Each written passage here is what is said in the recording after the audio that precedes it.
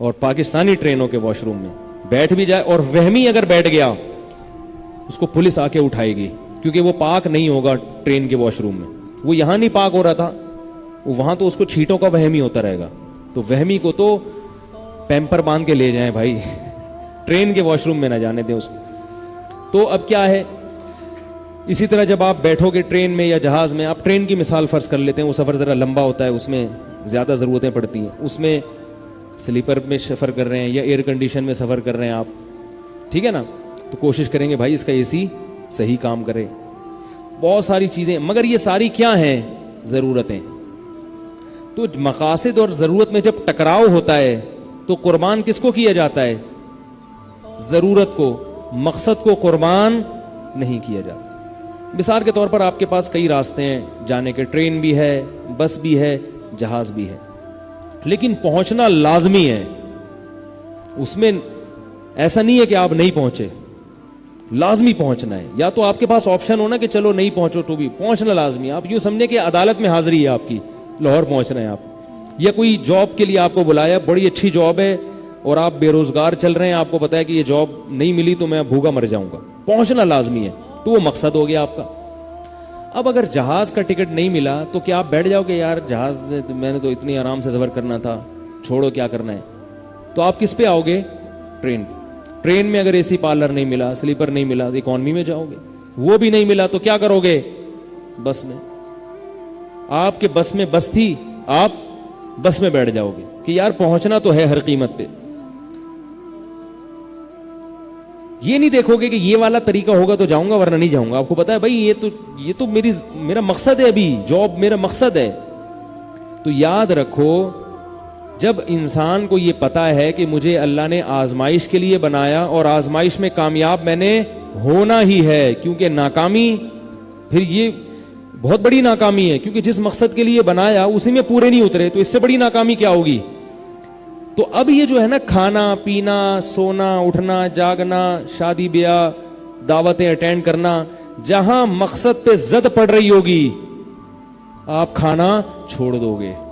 کھاؤ گے آپ جب تک وہ کھانا مقصد حیات میں رکاوٹ نہیں بن رہا. آپ صبح ناشتہ کرتے ہو، اس سے اللہ ناراض ہوتا ہے تو کر لو ناشتہ، لیکن رمضان میں صبح ناشتہ الاؤ ہے، وہاں اللہ ناراض ہوگا. تو آپ کہو گے بھائی کھانا میری ضرورت تھی، میرا مقصد نہیں تھا، اور آزمائش میں کامیاب ہونا میرا مقصد ہے، لہذا ایسے موقع پہ میں کھانا چھوڑ دوں گا. آ رہی ہے بات سمجھ میں؟ اب میں جلدی سے آگے چلتا ہوں تاکہ آیت کمپلیٹ ہو. تو اصل مقصد کیا ہوا؟ آزمائش. اب آگے اللہ نے بتایا کہ آزمائش میں امتحان ہے کس چیز کا. یہ تو اہم سوال ہے نا بھائی. آپ کو ایگزامینیشن ہال میں بٹھایا، اب آپ وہاں بیٹھے ہوئے ہیں، آپ گولے گنڈے کھا رہے ہیں، آپ جناب گول گپے منگوا رہے ہیں، کبھی لیٹ جاتے ہیں تپائی پہ اور کبھی پانی پی رہے ہیں. ایگزامینر آیا، اس نے بولا بھائی آپ کو یہاں پیڑے کھانے کے لیے نہیں بٹھایا ہم نے، یہاں ہم نے امتحان کے لیے بٹھایا ہے. تو فوراً آپ سوال پوچھیں گے کس چیز کا امتحان ہے؟ پوچھیں گے کہ نہیں پوچھیں گے؟ یہ میں اس لیے مثال دے رہا ہوں کہ آج کل جو طلبہ ہیں نا ایگزامینیشن ہال میں، ان کو پتا یہی نہیں پتا ہوتا ہم یہاں آئے ہوئے کیوں ہیں. پھر اگلا ان کا سوال ہوتا ہے یار فزکس کا پیپر ہے یا میتھ کا ہے، کچھ پتا نہیں ہوتا ان کا. تو اگلا سوال کیا ہوگا بھائی؟ کس چیز کا امتحان ہے؟ تو ہمیں اللہ نے بتا دیا کہ یہاں تمہارا امتحان ہے. اب اگلا سوال کیا ہے؟ کس چیز کا امتحان ہے؟ اس میں بھی لوگوں کی بہت ساری آراء ہیں. زبان سے تو سب کا ایک ہی دعویٰ ہے، لیکن عمل سے یہ پتا چلتا ہے کہ لوگ یہ سمجھتے ہیں کہ ہماری آزمائش ہے کہ ہم میں سے کتنے زیادہ وظیفے پڑھ کے جاتا ہے دنیا سے. بعض لوگوں کا خیال ہے، لہذا ان کا زور سارا کس پر ہے؟ وظیفوں پر. صبح و شام یہ کام ہو جائے تو اس کا یہ وظیفہ، یہ والا کام ہو جائے اس کا یہ وظیفہ، بندش لگی ہوئی ہے تو اس کے توڑ کا یہ وظیفہ. بعض لوگ مقصد حیات کیا سمجھتے ہیں؟ بھائی غیر مسلم تو کہتے ہیں کوئی مقصد نہیں، موج مستی کرو، نائٹ کلب جاؤ، ناچو گاؤ، انجوائے کرو. جیسے انگریز کا میں نے بتایا تھا نا اسٹائل، انجوائے کرو. کیا ہے وہ انگلش میں بولتا ہے، وہ کیا ہے؟ تم لوگوں نے زندگی کو اپنا تنگ بنایا ہوا ہے، نماز روزہ حج زکات. ابا اولڈ ہاؤس میں، کیونکہ وہ ابا رکھیں گے گھر میں تو انجوائے کیسے کریں گے لائف کو؟